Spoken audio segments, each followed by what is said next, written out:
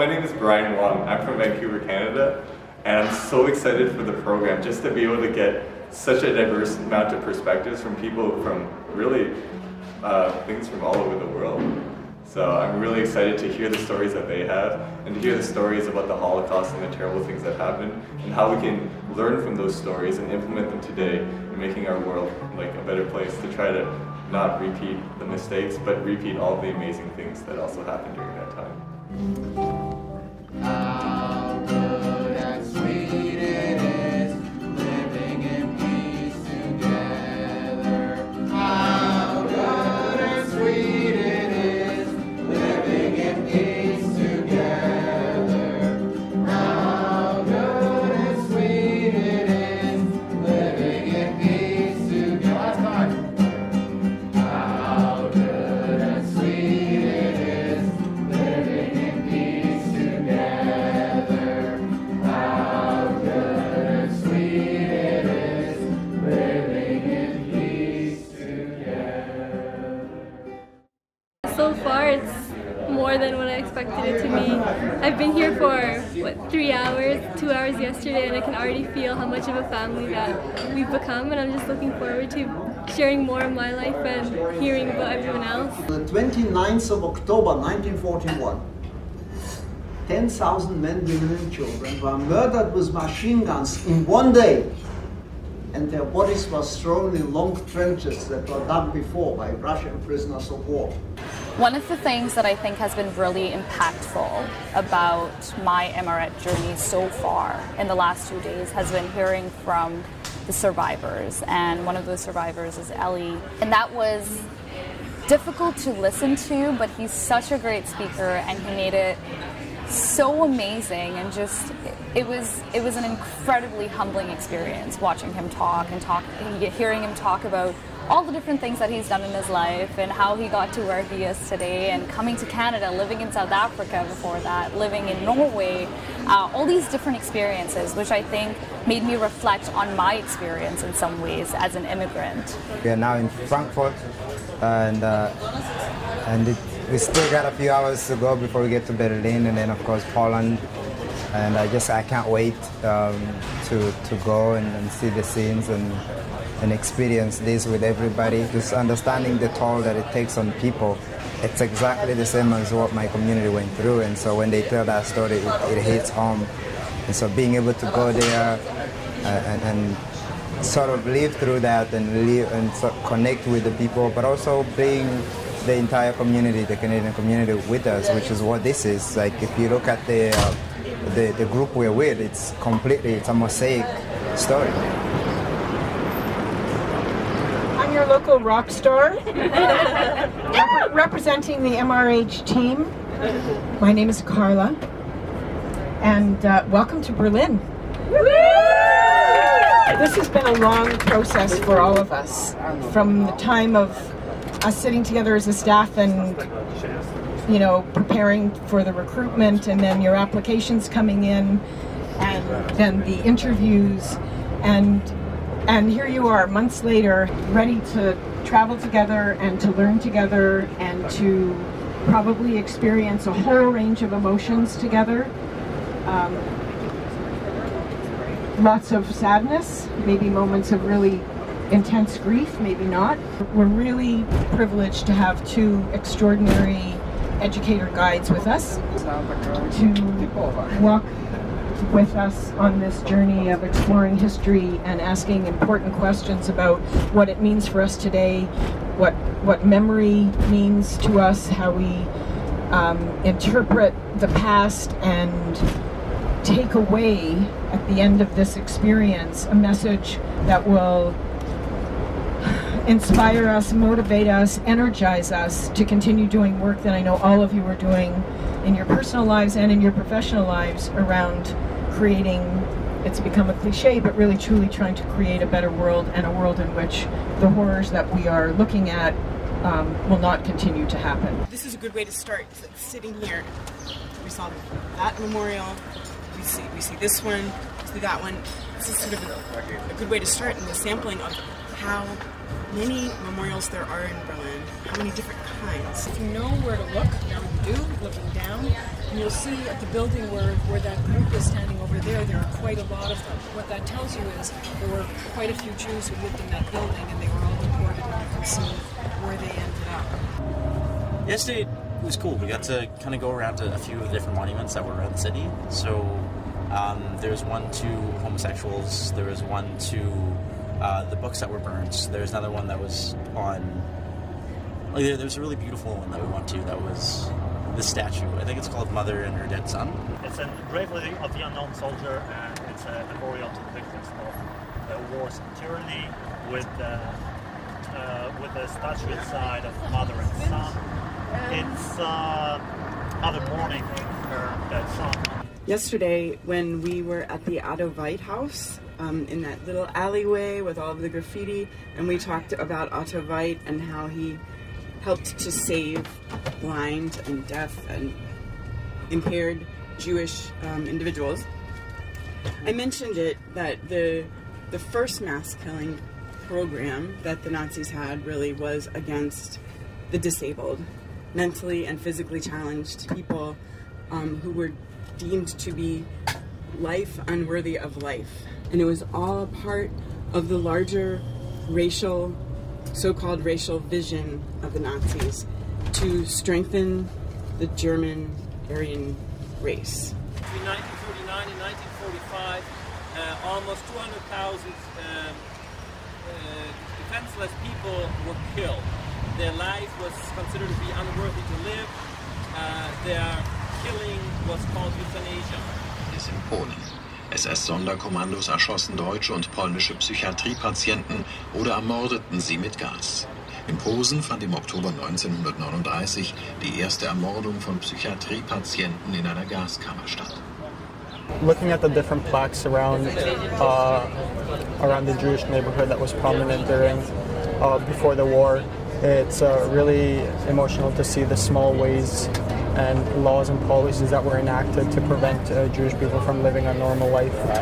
For example, looking at the fact that they weren't able to go grocery shopping except between 4 and 5 is something that just one of the examples that really separates them from the rest of Berlin society. Because this is the place where on the 20th of January 1942, 15 high-ranking Nazi officials met to discuss the implementation of the final solution of the Jewish question in Europe. It seems a matter of time before Germany will win this war. And that is, for the men who attend this meeting here, quite significant. We come in the feeling of victory. We have proven we are superior. We are the master race. The eternal battle of races has come to an end point. It's winning or losing, and we are winning. So the racial new order of Europe can be made a reality. In implementing that, now, even though the military war is not won yet, we can move on with the race war, which is as important for the Nazis, or at least the people who are here. So that is what the people who come here have in mind. And that brings us to the people who attend this meeting here. 15 men invited by Reinhard Heydrich. Heydrich is the head of the Reich Security Main Office, which is a combination of state police and the security service of the SS, a party unit. They talk about the problem of 11 million Jews living in Europe. And these 11 million Jews need to go. First, will be deported. They talk about a Europe-wide procedure of deportations from all over Europe to the east. But there's no doubt, and it's very clear, and they openly talk about they will be eliminated, they will be murdered, exterminated. We usually understand the murder at the site where it happened, in the camps, in Auschwitz, or what the Einsatzgruppen did at the killing sites. But the involvement and the role of the administration, of the government, of bureaucracies was quite important. And to understand that role, that is where the Wannsee Conference is a key event around that. It's so easy to just shift the blame, to just put the blame on a single group of people, but rather to look in the mirror and look at ourselves and say, that could be us, the victims. But at the same time, that could be us, the perpetrators. And a lot of time, that is us. And how can we stop that cycle of having those terrible things happen. People would come back to the places that they were at, so like their homes, and they'd been taken over by the other, obviously thought they weren't going to come back, and they were like, nope, these are like not your places anymore, and people were killed actually after the war, after they survived the Holocaust. Really? Because people, their neighbors and the people that occupied them would actually, like, they just didn't want them killed back. them. Yeah, but it's crazy because you survive that entire span of time. You just survived the Holocaust. You go back to your home, and your neighbor was like, nope, you're not coming back. And so they ended up being murdered after everything they've survived. It was very sad. It's terrible. Yeah. That was something that I hadn't thought about until I read Pinkhaus's book, was like the effects of after. Yeah. It's like, oh, you're liberated, like, woo, and there's so much. Because those feelings don't go away just because people free a camp. I'm always shocked when people don't know what the Holocaust was, or certain aspects that I consider general knowledge. So I think that if I encountered someone unfamiliar with what happened, then I would probably tell them about this program, because I think it's a great way to learn, and it's like hands-on. And that's what you can do when you read textbooks, in my opinion. It's easy to glance over it. Just read it and then you're done. But this, like, we hardly, in my opinion, have seen, like, we've seen a lot, but we haven't seen any of the, like, really difficult stuff yet. And even, like, right now, it's gonna stay with me. The hatred for Jews and other people groups was there, but at some point it became fuel for itself. You know, once you start killing people, It became routine. And once there's no reason to treat someone as a human being, right? And then just how that de-escalates to the point where we're directing resources away from the end of the war towards killing almost thoughtlessly, mindlessly, because it's just what you do.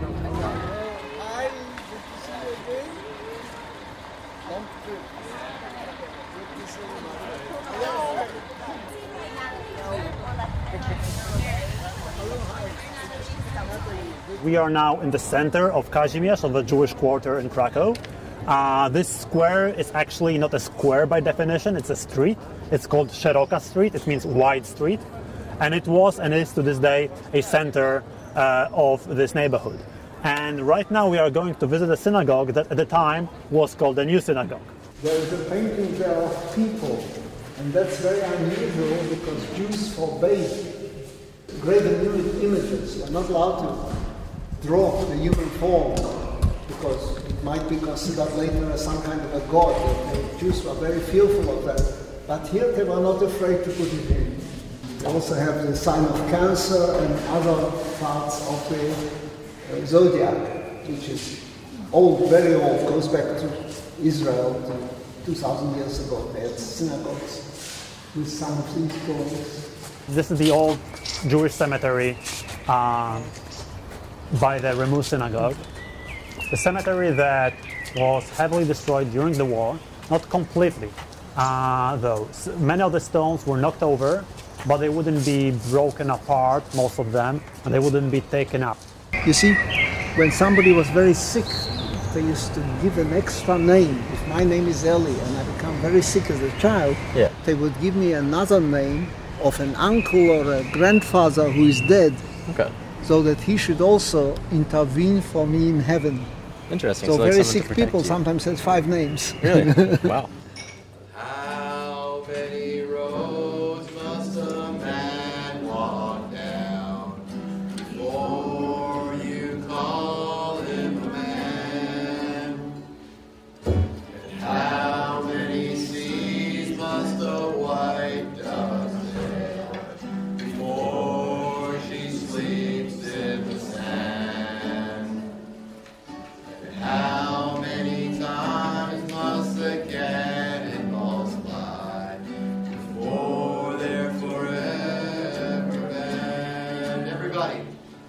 The answer, my friends, is blowing in the wind.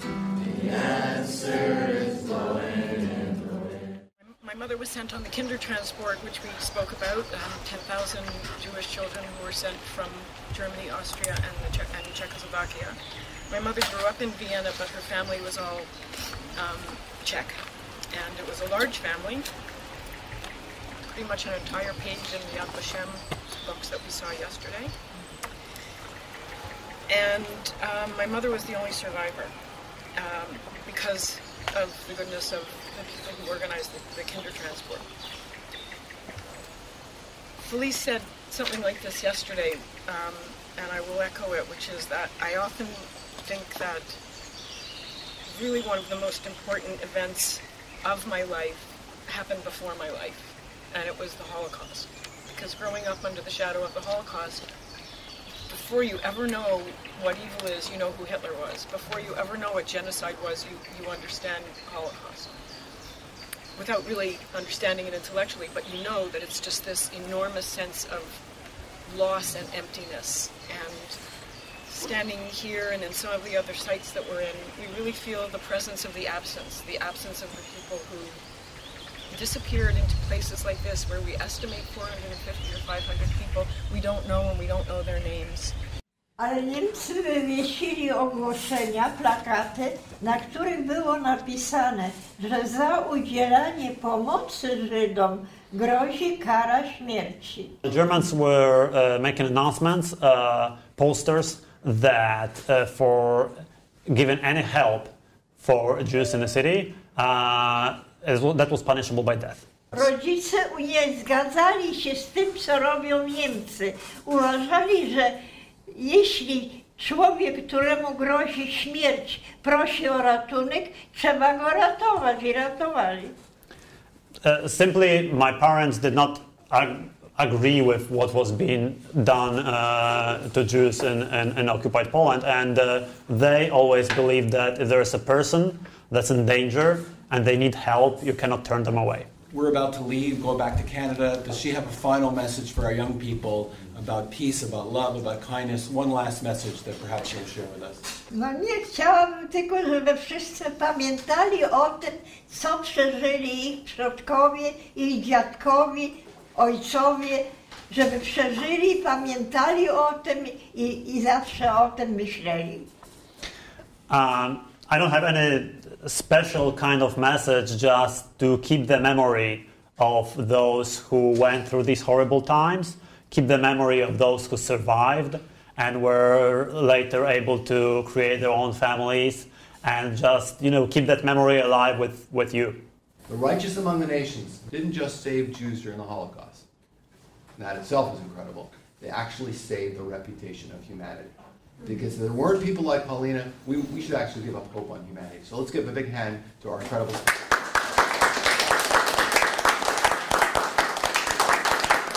Thank you so much for coming. On behalf of MRH and all of the Canadian students here who came to listen to you, thank you so much for coming. Thank you very much. Yeah. W imieniu całej grupy podziękował Pani bardzo za przyjście tutaj. To jest taki mały... Learned so much, and you think that you just feel so full of anguish and sorrow and horror and despair, and you question how could this have happened? How has society allowed this to happen? And it's just, you learn about this slow, gradual loss of rights, and people think, oh, well, it's just this, so we won't see you at the choir anymore. You can only shop during 4 and 5 now, and it's just a gradual loss of rights. Yeah. And it's painful to learn about it. Yeah. And then, so you go to the depths of your soul with this, and then you talk to the person sitting beside you, and you share. You reflect about the emotions that both of us are kind of going through. Is quite a bit, because it's not just one person that's going through these emotions. I feel like a lot of people come on this trip with the purpose of trying to learn about what's going on. Everyone has these wish-wash and a whole bunch of emotions that's going through them, and there's common themes that a lot of people on MRH have had so far. And it's kind of astonishing to see that we're all kind of going in this, having the same emotions. But I feel like we're also stronger together. The fact that we know that each one of us has one another, and the fact that we've bonded so closely is also pretty cool. Each of us has a name given by God and given by our parents. Each of us has a name given by our stature and our smile and given by what we wear. Each of us has a name given by the mountains and given by our walls. Each of us has a name given by the star and given by our neighbors. Each of us has a name given by our sins and given by our longings. Each of us has a name given by our enemies and given by our love. Each of us has a name given by our celebrations and given by our work. Each of us has a name given by the seasons and given by our blindness. Each of us has a name given by the sea and given by our death. You can still feel this place very well because so much exists of the original buildings. But first, before we will get to these fields where prisoners would live, we will see a section through which they would have to go through as they were brought to the camp, and then we'll go down the path along a barracks in which they would work. Over 18,000 people were killed during one day. 18,400 people were shot during one day. The only larger mass shooting that happened over 2 days was in Babi Yar, when there were over 30,000 people shot during over 2 days. How sweet the sound that saved a wretch like me. I once was lost, but now I'm found. Was blind, but now I see. First they came for the socialists, and I did not speak out because I was not a socialist. Then they came for the trade unionists, and I did not speak out because I was not a trade unionist. Then they came for the Jews, and I did not speak out because I was not a Jew. Then they came for me, and there was no one left to speak for me. Souls fled to him out of that midnight, long before our bodies were rescued into the ark of the moment. We, the rescued, we press your hand, we look into your eye, but all that binds us together now is leave-taking. The leave-taking in the dust binds us together with you. Who speaks, who is silent, who aims the camera, who looks away, who records history, who is recorded, who are the perpetrators, who are the victims. Who frames the photograph? Who is framed? Who controls? Who pleads? Who murders? Who is killed? Who denies? Who remembers? Whose photographs occupy the wall in our museums? Imagine the photographs we will never see. I placed this flower in honor of the survivors who began their lives again, created new families, and picked up the pieces of the shattered world after suffering unspeakable horrors of the Holocaust. I place this flower in honor of those who resisted and those who valiantly fought against the Nazis, and in honor of the Allied forces who ultimately liberated Europe from Nazi tyranny.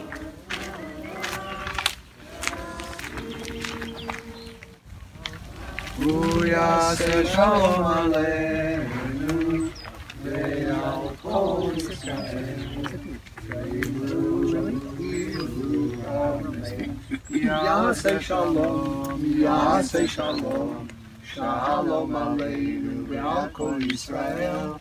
Yaseh shalom, Yaseh shalom, Shalom Aleinu ve'al kol Yisrael.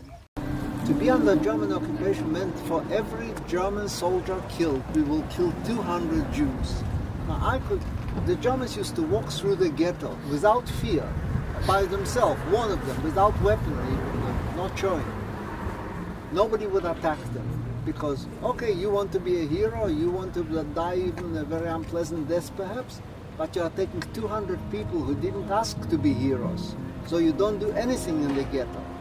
We went out of the ghetto to the forest and we fought from there, the young people, those who could, but we did not touch anything in the ghetto. One man was caught with a gun. They came in, they caught him, he had to be hanged and we all had to watch. Then they came in, took his whole family and killed on the 9th fort. So people often don't understand what it meant to be under a real fascist regime locked up. It was a position of resistance was not acceptable by the community, not only by us. Somebody once said, You can no longer hate somebody once you learn their stories. You can no longer hate somebody once you learn their stories. So for the next 20 minutes or so, I want you all to ask questions and learn each other's stories, create connections. There are still March, Remembrance, and Hope students and Mako students who are in touch over the last 5 and 6 years from the relationships they formed around here. So please enjoy each other's company and dialogue. Thank you. We welcome you cordially here. We always look forward to meeting you in Poland every year, and every time I tell the students that you are coming to Maków, they really want to meet with you, they want to speak with you in English and learn about your culture, about your country. This discussion was really important for me and for other Polish students. Meetings like this helps us raising an importance of events that took place in the past.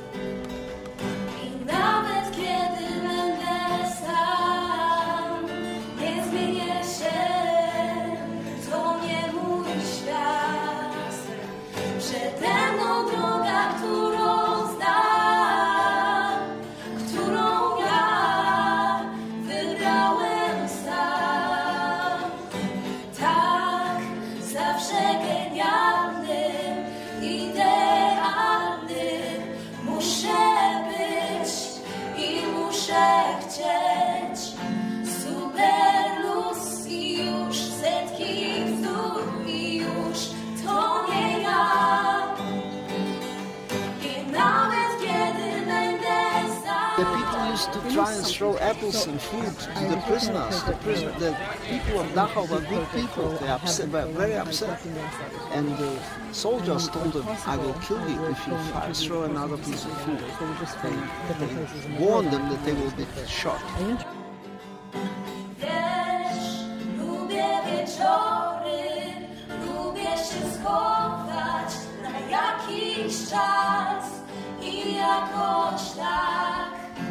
Nienaturalnie, trochę przesadnie pobyć sam, wejść na drzewo i patrzeć w niebo, tak zwyczajnie, tylko że tutaj też wiem. The last transport that came to Treblinka was in a town called Białystok. And do the Polish students perhaps know who is the most famous person to come from Białystok? Anybody happen to know? It was Ludwig Zamenhof. Anybody know who Ludwig Zamenhof was? Ellie, please. Esperanto, the founder of the Esperanto language, to try and unite the world in one language. Interesting thing about Esperanto was that one of the things the Nazi Germans did was murder people who spoke Esperanto, because they claimed it was a Jewish conspiracy. And the other person who murdered people who spoke Esperanto was Stalin. So you see, extreme right, extreme left, they're equally evil. Stalin and Hitler killed Esperantists. What happened to Ludwig Zamenhof? He didn't die here, he was a humanist. He died before the war. But all three of his children were murdered by the Nazis. And I want you to remember one of them. Her name was Lydia Zamenhof. And she was a wonderful human being. And at a young age, not only did she become an Esperantist, she also became a Baha'i. She converted to the Baha'i religion. And she moved to the United States. And then, in 1939, the United States decided to deport her back to Poland for whatever reason. And she had a chance to stay in the United States, but she refused. Her chance to stay was by marrying somebody fictitiously. She refused to do it. She was too honest. And she comes back to Poland. And in Poland, she had a lot of Polish friends who offered to rescue her. And she gives a few reasons why she didn't accept the offer for rescue. First of all, she was afraid for the lives of her Polish rescuers. She said, what right do I have to put your lives at risk? It's not fair. What a heroic woman. And secondly, she said, I must die with my people. And one of the last letters she wrote, she said, God grant us that out of this terrible suffering, something better will emerge, a better world will emerge. And she was murdered here, along with close to 900,000 other Jews in Treblinka. And of course, the last person, the last individual, remember, is Janusz Korczak, the only name of an individual on a stone here. We talked about it a few days ago. The person who came up with this revolutionary idea that children have rights. Children were not half adults. They weren't half human beings. They were full human beings that deserved respect and dignity like every other member of the human family. Imagine all the people sharing all the world. You may say I'm a dreamer, but I'm not the only one. I hope someday you will join us, and the world will live as one. The one thing I take away from this experience in a very abstract way is that there's always a hidden story. It's not always black and white. It can be black and white, but it's not always the case, and there's always stuff you need to uncover and dig and learn more about. I think Jed definitely serves as an inspiration for that, because he's someone who's, I think, very knowledgeable, very learned, but also applies that learning and draws very important information and analysis out of that, his own conclusions and his own personal views. I think that's really important to be able to process something like this. It's important to be able to like break it down into not just like the historical time periods, but your own, I guess, experience going through that and learning from that. And I think that people on this trip, particularly Jed and Ellie, as well as Carla, I think they're really incredible at doing that, actually breaking this down and trying to process that individually and then bringing it all together and understanding that as a whole. And I think that's something that I'm going to take away from here, just because I feel that's an important lessons to take away in life in general. So my friends, you are all my friends now, our friends, and we were delighted to meet you all and to be with you, to travel with you, even to give marriage advice. Thank you all for the kind words and the kind expressions of friendship that we've all had from you. It was really a very touching journey that we went together, and I'm sure that you will remember it for a long time, and so will we. So thank you very much for your friendship. If anyone has any questions or anything, you can email me at any time, and Esme is going to say a few words. No, she's not. She's You're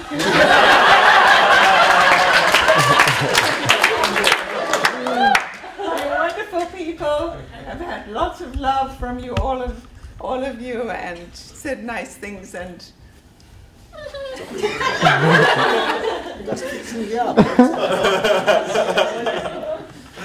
So thank you, and I wish you all great success in your careers and whatever it is that's close to your hearts, that you have a wonderful future ahead. Thank you for including us.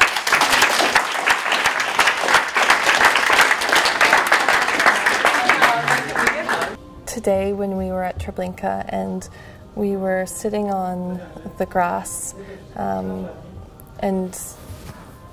the entirety of the past 10 days sort of struck me.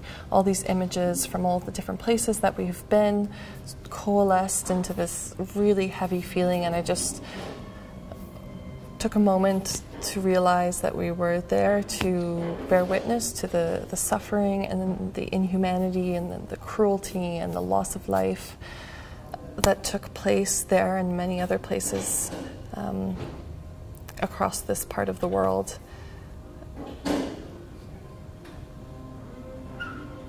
And I think what I'm leaving MRH with is a reminder of the importance of our individual humanity and the humanity of others. One, connections with other people and a best friend.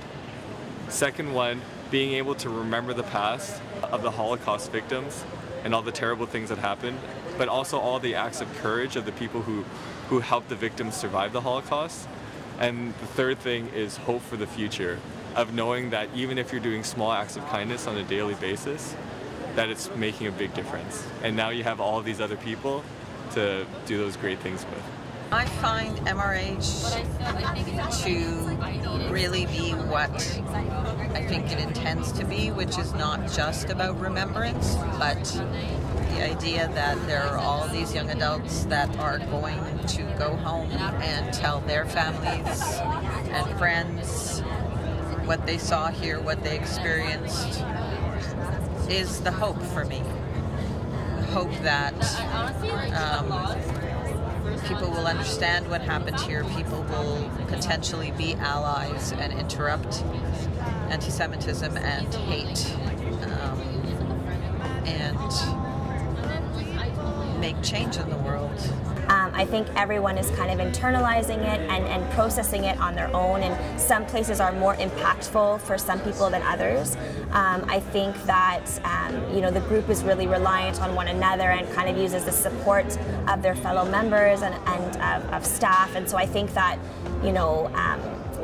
everyone is expressing themselves really well. Everyone's processing incredibly well, and there's no way to expect how people are going to react on the trip or what's going to happen on the trip. There's no script for that. Things just happen as is and based off of people's personalities and life experiences. I've already seen some of these young people start to grasp, and that is that the real lesson, I think, the deepest lesson is that human beings did this to other human beings, and if we can get past the why did this happen, how did this happen, and just say this happened, people did this to people, and given the right circumstances, any people can do this to any other people. I think that that is the most important lesson. Sometimes it's very important to honor the victims and to memorialize and commemorate, and I am happy and I'm glad to be able to help provide an opportunity for that for these young people. But if the takeaway is being conscious of oneself and one's actions within a community and within society, that would be the best and biggest lesson, I think. Grief and sorrow and trauma can be healed in some way through action and through reversing. We can never reverse the course of history or what's happened in the past. We can never reverse what has happened that has taken lives in brutal and murderous ways. But for me to, sit in my home and watch documentaries and read and just sort of think about the important political, philosophical, religious questions that the Holocaust raises, that's fine. But for me, it had to be about action. So what will I do with this that will be in some ways part of my own family healing for me, and in some ways do something that says Hitler isn't going to win long term. The bad guys are not going to win, and they're not going to win because there are people who are willing to learn and to hear survivors and to hear children of survivors and to begin to understand. And I think that the power that we have to make a difference when we come from backgrounds of trauma is really enormous, and the forces that push against that are very, very, very strong. So it has to be kind of an act of will. It's the differences what makes humanity this kaleidoscope of beautiful colors. And I love the fact there's different religions, different backgrounds, and different foods and different music. That makes humanity so much more vibrant. And so I think that's another example of how we seek to oppose the philosophy of Nazi Germany. Diversity is our strength, not our weakness.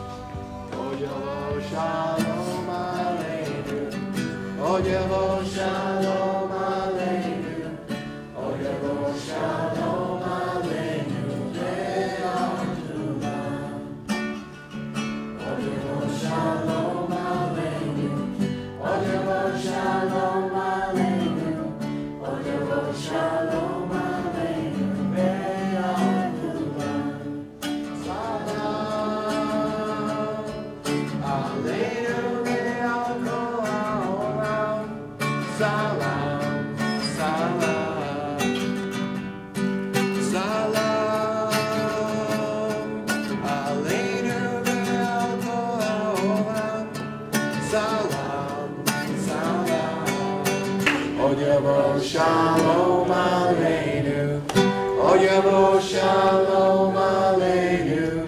Oh Yavo Shalom Aleinu. So one last little thank you.